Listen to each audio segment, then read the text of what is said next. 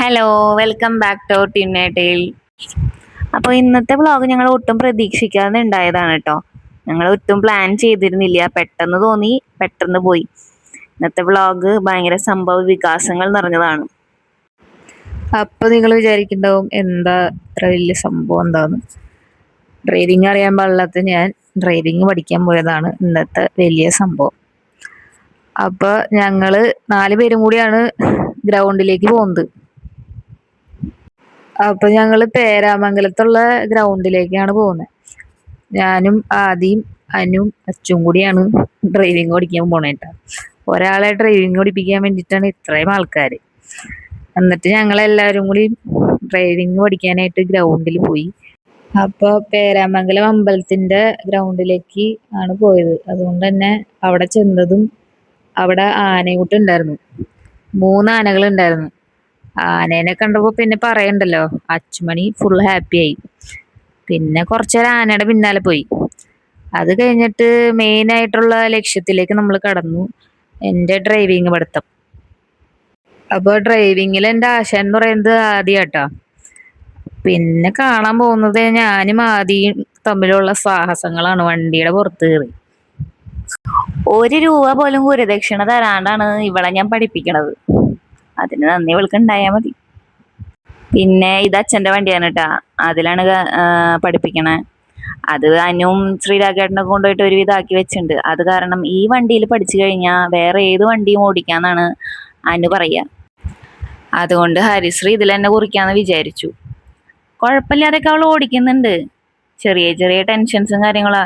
ഇതിപ്പോ ഞാൻ പറയണേ, എൻ്റെ പറച്ചിൽ കേട്ട് കഴിഞ്ഞാൽ നിങ്ങൾക്ക് തോന്നും ഞാൻ അങ്ങോട്ട് പ്രോ ആയിട്ടാന്ന്. ഞാനിതുപോലെ തന്നെയാട്ടാ പഠിച്ചത്, എല്ലാവരും ഇതുപോലെ തന്നെയാണ് പഠിച്ചത്. പക്ഷെ ഞാൻ ഗ്രൗണ്ടിൽ പോയിരുന്നില്ല, എന്നെ ഇവർ റൂട്ടിൽ ഓടിപ്പിച്ച് പഠിപ്പിച്ചേ. ആ ഒരു ഇതുണ്ട് എനിക്ക്. ഇവള് ഗ്രൗണ്ടിൽ ഓടിപ്പിച്ച് പഠിപ്പിക്കണത് കൊണ്ട് അവൾക്ക് സാവധാനം സ്വയം എടുത്ത് പഠിക്കാനുള്ള ഒരു അവസരം കിട്ടിയിരുന്നു. എനിക്കത് കിട്ടിയിരുന്നില്ല.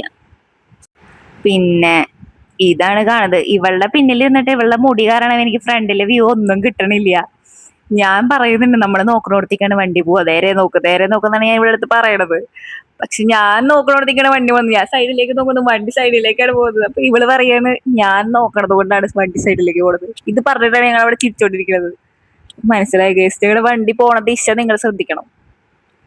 കൊച്ചിന്ന് കൊയിലാണ്ടിക്ക് പോണ പോലെ ഞങ്ങളുടെ വണ്ടി പോണത്. കുറച്ച് കഴിഞ്ഞപ്പോ എനിക്ക് മനസ്സിലായി ഇവള് ഓടിക്കാൻ പാകത്തിനായിട്ടുണ്ട്, ഇതിനുള്ള കഴിവൊക്കെ ഉണ്ട്. നമ്മൾ പിന്നെ ഇങ്ങനെ പൊക്കണത് അത്ര നല്ലതല്ലല്ലോ. പിന്നെ അവള് പതുക്കെ എടുത്തു തുടങ്ങി. ഇവള് ഒരു വട്ടം എൻ്റെ വീട്ടിൽ പോയപ്പോ പതുക്കെ വണ്ടി എടുത്തതാ. പിന്നെ ഒരാളതാ പിന്നീന്ന് ഉന്തി കൊടുക്കുന്നുണ്ട്. ഞാൻ പിടിച്ചോളാം, നീ ധൈര്യമായിട്ട് പോക്കോന്ന് പറഞ്ഞിട്ടാണ് പിടിച്ചത്.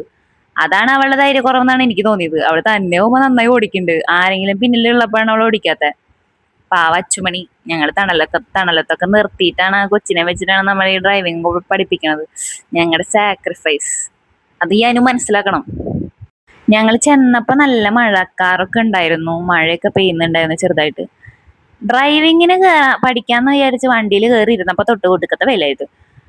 അപ്പൊ ഞാൻ നൈസായിട്ട് ഒഴിഞ്ഞു മാറി അച്ചുമണിനെ നോക്കാന്നുള്ള കടമ്പയിലേക്ക് കടന്നു. അനുവാണ് അപ്പൊ തള്ളി കൊടുക്കുന്നത്.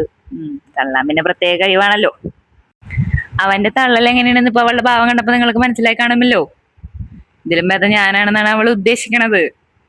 അതിനിടയിൽ വേറൊരു ആന വന്നു ഫോട്ടോ എടുക്കാനായിട്ട്. അപ്പൊ അച്ചുമണിക്ക് ആനേനെ കാണാൻ പറഞ്ഞപ്പോ ഞാനും അച്ചുമണിയും കൂടി ആനേനെ കാണാൻ പോയി. അതിനിടയിൽ അവരവിടെ തള്ളലും ഉന്തലും ഒക്കെ നടക്കുന്നുണ്ട്.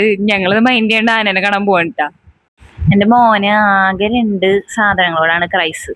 അത് അവൻ്റെ അമ്മോടും അച്ഛനോടല്ല, അതൊന്ന് അവൻ കാറിനോടും ഒന്ന് ആനോടുമാണ്. അപ്പൊ ആനേനെയും കാറിനെയും എവിടെ കണ്ടാലും എൻ്റെ മോൻ വിടില്ല, അവിടെ നൂളിടും. ഞങ്ങൾ ആനേനെ കാണാൻ പോയി, ഫോട്ടോ എടുക്കണം എന്നൊക്കെ ഉണ്ടായിരുന്നു, പിന്നെ എടുത്തില്ല, കൂടെ നിന്നിട്ടേ.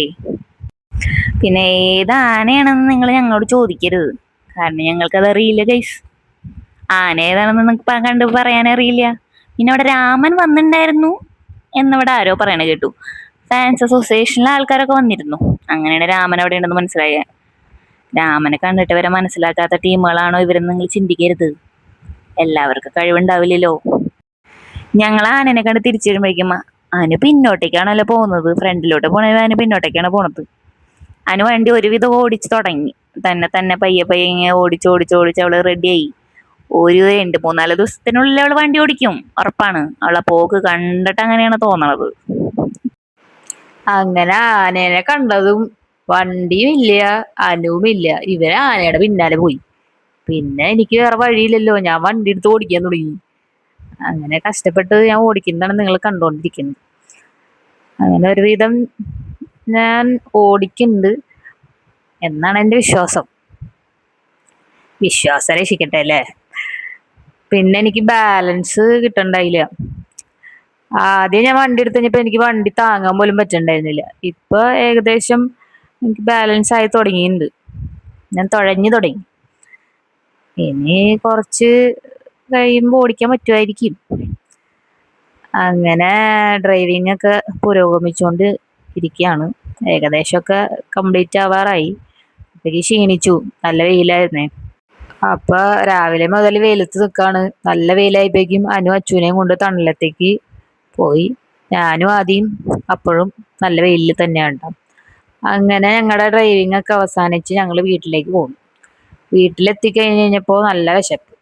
എന്നാ ചോറാവാന്ന് വിചാരിച്ചു. അങ്ങനെ ചോറൊക്കെ കഴിച്ചു. ചോറുണ്ട് കഴിഞ്ഞതും കുറച്ചു നേരം റെസ്റ്റ് ചെയ്യാന്ന് വിചാരിച്ചപ്പോഴേക്കും കറണ്ട് പോയി. എന്നാ ഒരു ചായ ആവാന്ന് വിചാരിച്ച് ഞങ്ങൾ ചായ കുടിക്കാനിരുന്നു. അപ്പൊ ഞങ്ങളുടെ അച്ഛൻ തൃശ്ശൂരിന്ന് ഉഴുന്നുവട വാങ്ങിച്ചുകൊണ്ട് വന്നിട്ടുണ്ടായിരുന്നു.